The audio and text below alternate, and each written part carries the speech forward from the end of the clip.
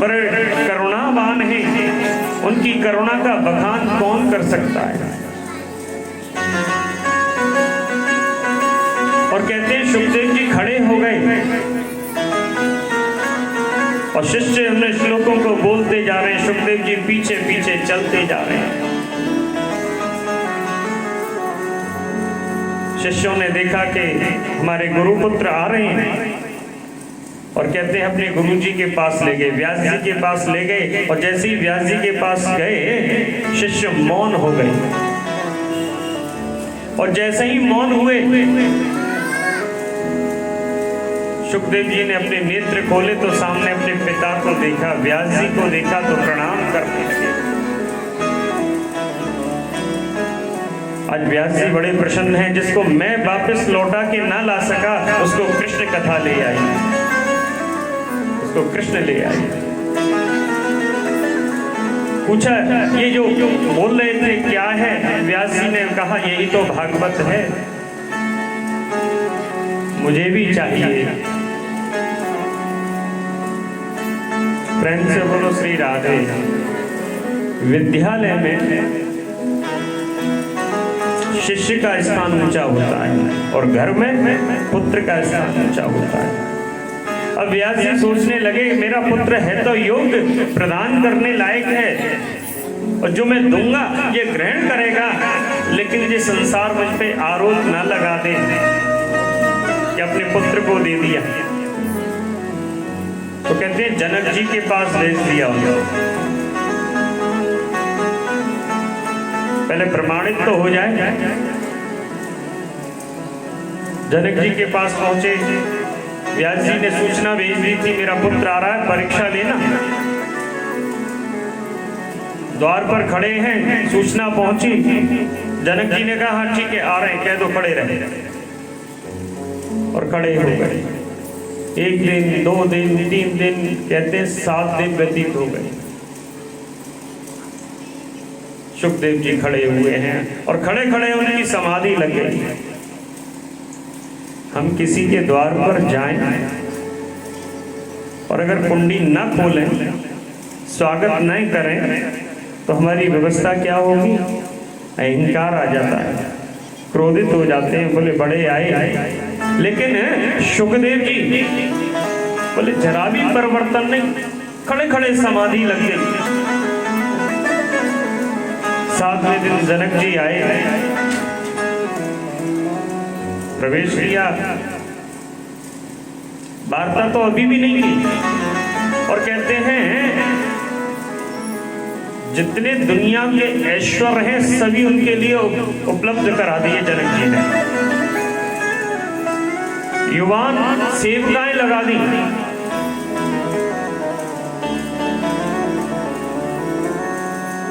लेकिन सुखदेव जी का मन तनिक भी विचलित नहीं हुआ, वो तो भजन में निमग्न रहे।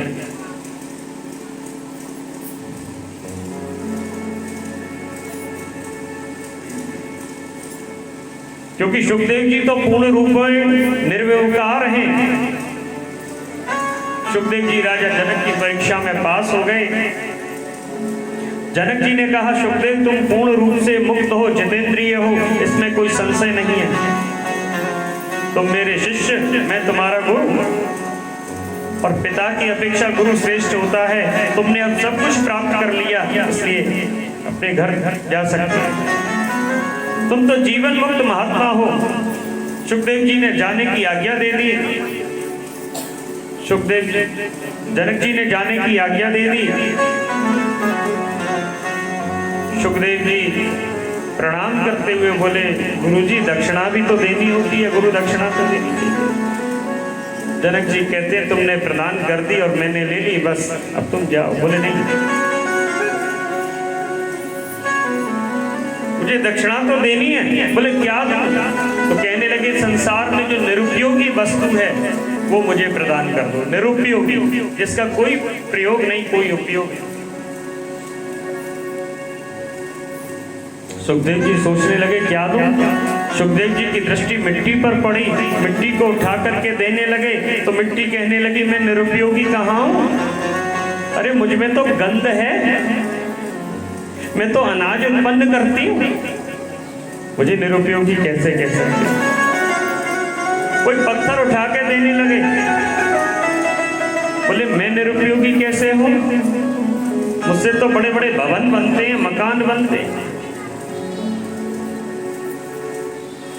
कूड़े करकट पे नजर पड़ी, कूड़े पे नजर पड़ी, बोले ये निरुपयोगी, इसको उठा के दो, तो वो कूड़ा कहता है, गंदगी कहती है, बोले मैं निरुपयोगी कैसे?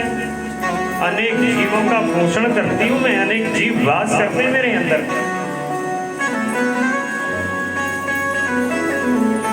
और कहते हैं मल पर दृष्टि पड़ी, मल।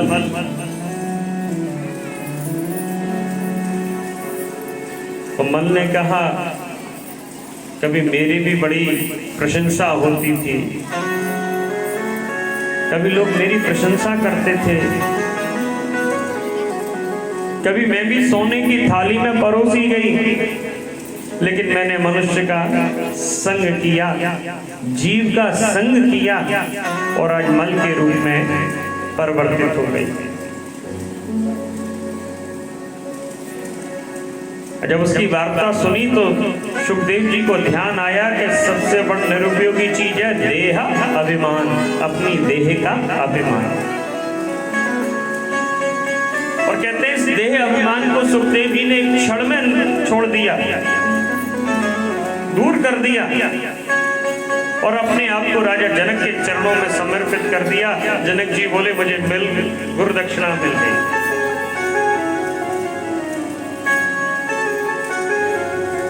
जनक जी गदगद हो गए और सुखदेव जी जनक जी को प्रणाम करके अपने पिता के पास आए। पिता ने गोपीन प्रदान करी, दिगंबर है, ये तो ब्रह्म विद्या है, ब्रह्म विद्या दिगंबर को नहीं दी जाती, इसलिए गोपीन प्रदान करी, लंगोटी प्रदान करी। और फिर व्यास जी ने सुखदेव जी को श्रीमद् भागवत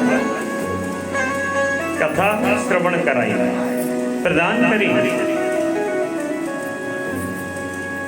उस कथा को श्रवण करके सुखदेव जी गदगद हो गए और राजऋषि परीक्षित को जब श्राप मिला था,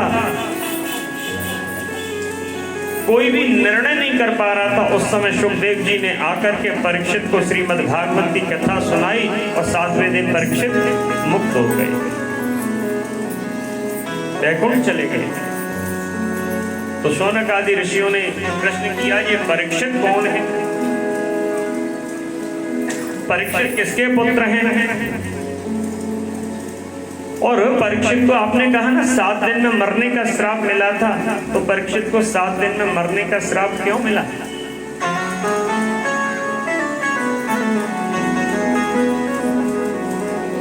आप हमें बताने की कृपा करें। परीक्षित के जन्म और कर्म के विषय में आप हमें बताएं। सूत जी कहने लगे भगवान की अनेक लीलाओं का प्राकट्य होगा। देखो महाभारत का युद्ध समाप्त हो चुका है, भीम ने दुर्योधन की जंघा को तोड़ दिया, दुर्योधन तड़प रहा है। अश्वत्थामा दुर्योधन से बहुत प्रेम करता है, बोले भाई जी मैं आपके लिए क्या कर सकता हूँ? बोले मेरा कुल परिवार सब नष्ट हो गया, लेकिन पांडव तो अभी 5 मौजूद है। बोले चिंता मत करो, मैं मारूंगा, प्रण कर लिया मैं मारूंगा। आज रात्रि का समय है, पांडव सो रहे हैं, भगवान आ गए। बोले आज यहां नहीं सोना है। प्रेम से बोलो श्री राधे। ये पांडव भी भगवान से कुछ कहते नहीं, ऐसा क्यों कर रहे हो? क्यों? काहू के बल भजन सो, काहू के बल आचार, व्यास भरोसे श्याम के, सोवत पाँव पसार। बोले हमें तो एक गोविंद का भरोसा है, जो करेंगे अच्छा करेंगे। चले गए और उस स्थान पे पांडवों के 5 पुत्र सो गए।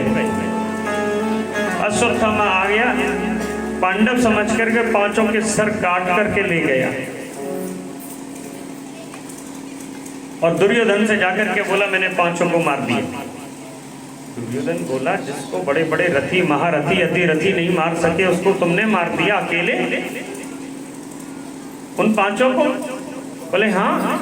बोले मैं जानता था आप प्रमाण मांगेंगे इसलिए पांचों के सर लेकर के आया हूं और उन पत्रों के सर दुर्योधन के आगे डाल दिए। कहते हैं जब थोड़ा सा सूर्य उदय हुआ, प्रकाश का समय हुआ, पांचों को देखा तो दुर्योधन कहने लगा ये तैने क्या कर दिया? अरे अश्वत्थामा क्या कर दिया? हमारे पांडव कौरवों के बीच में यही तो थे, अब तो हमें भी जल देने वाला कोई नहीं। और सोचते सोचते कहते हैं दुर्योधन का प्राणांत हो गया। प्रातःकाल द्रौपदी ने अपने पुत्रों को मृत देखा तो रुदन करने लगी, रोने लगी द्रौपदी। अर्जुन ने न जाने कैसे मालूम पड़ गया कि अश्वत्थामा ने मेरे पुत्रों को मारा है। बोले मैं इसको जीवित नहीं छोड़ूंगा। कृष्ण को लेकर के अश्वत्थामा के पीछे दौड़ने लगा। अश्वत्थामा ने अर्जुन को आते हुए देखा तो ब्रह्मास्त्र का संधान कर दिया, ब्रह्मास्त्र छोड़ दिया। अर्जुन कहने लगे केशव ये क्या? बोलो बोलो कुछ तो बोलो, अरे बोलो बोलो मेरे कृष्ण प्यारे, पांच बेटा मेरे किसने मारे, पांच बेटा मेरे किसने मारे। ओ बोलो बोलो मेरे कृष्ण प्यारे, बोलो बोलो मेरे कृष्ण प्यारे, पांच बेटा मेरे किसने मारे, पांच बेटा मेरे किसने मारे।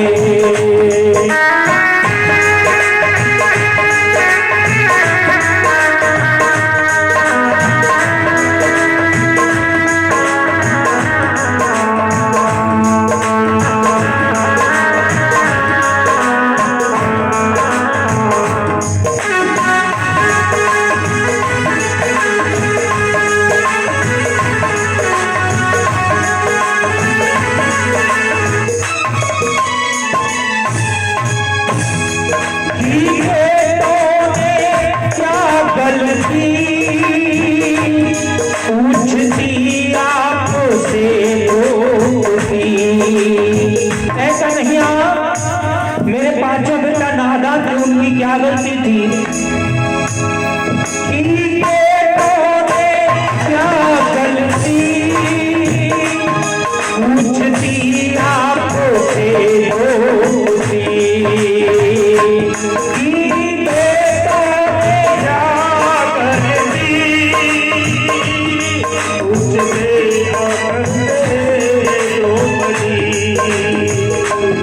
नींद में सो रहे थे बेचारे, ओहो नींद में सो रहे थे बेचारे, पांच बेटा मेरे किसने मारे, पांच बेटा मेरे किसने मारे। और कन्हैया पूछती हूँ मैं जगदीश से, पूछती हूँ मैं जगदीश से, धड़ अलग क्यों किए शीश से, पूछती हूँ मैं जगदीश से, धड़ अलग क्यों किए शीश से। बेदर्दी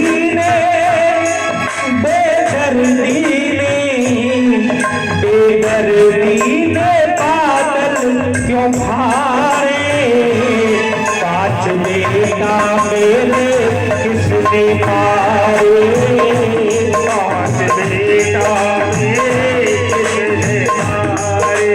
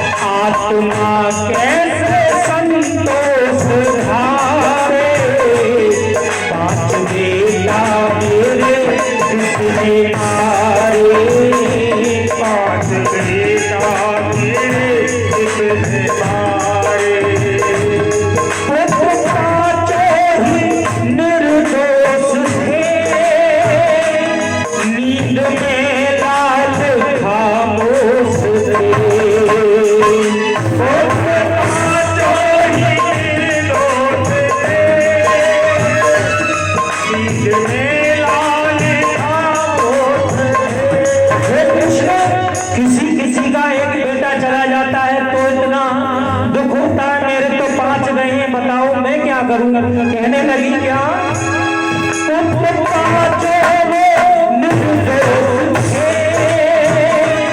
नींद में लाल खामोश थे,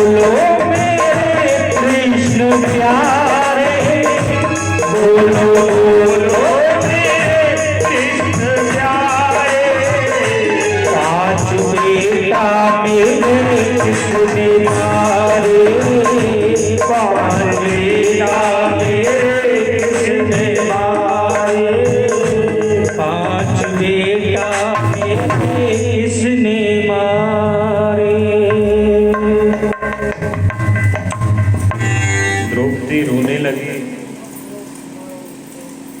अर्जुन कृष्ण को लेकर के चले गए। अश्वत्थामा ने ब्रह्मास्त्र का संधान कर दिया। कृष्ण कहने लगे, अर्जुन ब्रह्मास्त्र का तोड़ केवल ब्रह्मास्त्र है। और कृष्ण के कहने पर अर्जुन ने भी ब्रह्मास्त्र का संधान किया। दोनों ब्रह्मास्त्र टकराने वाले थे कि देवता आ गए, भगवान से स्तुति करने लगे। व्यास जी आ गए और भगवान के कहने पर अर्जुन ने दोनों ब्रह्मास्त्र को वापस बुला लिया। अश्वत्थामा ब्रह्मास्त्र चलाना तो जानता था, लेकिन वापस करना नहीं जानता था, क्योंकि द्रोणाचार्य ने इसको सिखाया नहीं था। वो तो अर्जुन को जब सिखा रहे थे ना, तो इसने पीछे से सीख लिया, वापस करना नहीं आता। और देखो, कहते हैं अश्वत्थामा को अर्जुन ने बंदी बना करके ले आए और द्रौपदी के आगे ला करके खड़ा कर दिया। बोले, इसने हम तुम्हारे पुत्रों को मारा है, इसने हमारे पुत्रों को मारा है। लेकिन फिर भी द्रौपदी क्या करती है, द्रौपदी के नेत्रों से अश्रु झरने लगे। बोले आपने क्या कर दिया? बोले मेरे आंगन में तो ब्राह्मणों की पूजा होती है, संतों की पूजा होती है, वध नहीं होता है। और इसकी माता कितनी दुखी होंगी, कृपी कितनी दुखी होंगी। मेरे तो पति तो हैं, उनके तो पति भी नहीं है, क्योंकि द्रोणाचार्य को तो की तो मृत्यु हो गई, धृष्टद्युम्न ने मार दिया। इनकी माता कितनी दुखी हो मैं।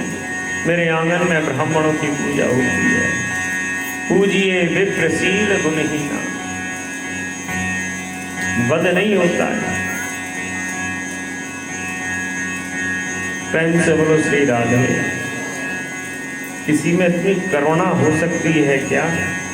पुत्र की हत्या करने वाले को ये लिए भी कहती है कि इसको वंदन करो, प्रणाम करो।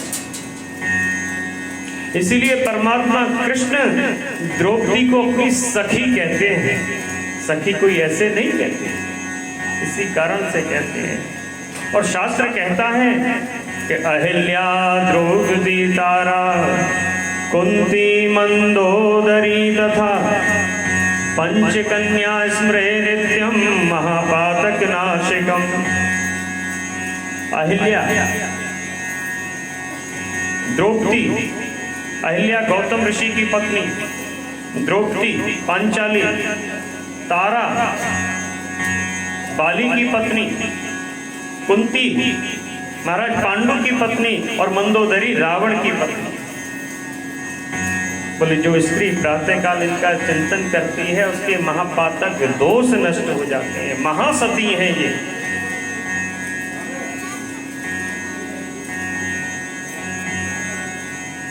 अर्जुन ने द्रौपदी, गोविंद बोले द्रौपदी सही कह रही है। युधिष्ठिर ने द्रौपदी के वचनों को की सहमति कर दी, बोले नहीं मारना चाहिए। नकुल सहदेव ने कह दिया जैसा आप समझो वैसा उचित करो। भीम ने कहा अगर तू नहीं मारेगा तो मैं मार दूंगा, क्योंकि आताताई को तो मारना ही चाहिए। भगवान गोविंद से बोले मैं क्या करूं? तो भगवान ने कहा कि ब्रह्म बंधुर हंतव्यम आताताई वदाहरणा मई वो भय मामनाथ परिपानुशासनम। बोले शास्त्रों में दोनों ही बात है, आताताई को छोड़ना नहीं चाहिए और ब्राह्मण को कभी भी किसी भी परिस्थिति में मारना नहीं चाहिए। संत को कभी भी किसी भी परिस्थिति में मारना नहीं चाहिए। तो बोले क्या करें? बोले शास्त्र में कहा है कि जिस जगह ब्राह्मण का सम्मान हो उसका अपमान कर देना ही मृत्यु है।